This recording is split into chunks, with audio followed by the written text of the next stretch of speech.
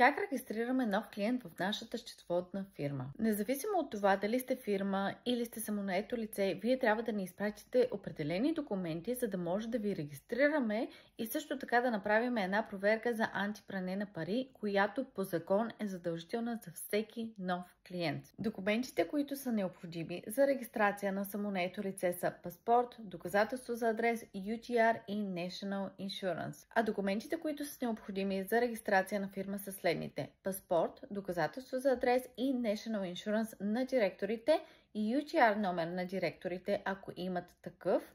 Също така ни е необходим и UTR номер на компанията и всякакъв вид информация, свързан с компанията, като регистрационен адрес, company number, име на компанията и така нататък.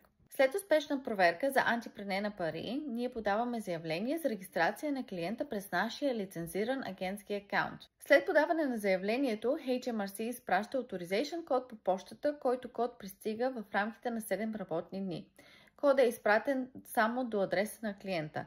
Клиента след това трябва да ни предостави на нас този код, ние го регистрираме в системата и вече може да започнем работа заедно. След това ние изпращаме договор на всеки един клиент, в който ясно описваме нашите отговорности, задълженията на клиента и правата и очакванията и от двете страни. Също така ние имаме застраховка и при евентуална грешка клиента е винаги защитен.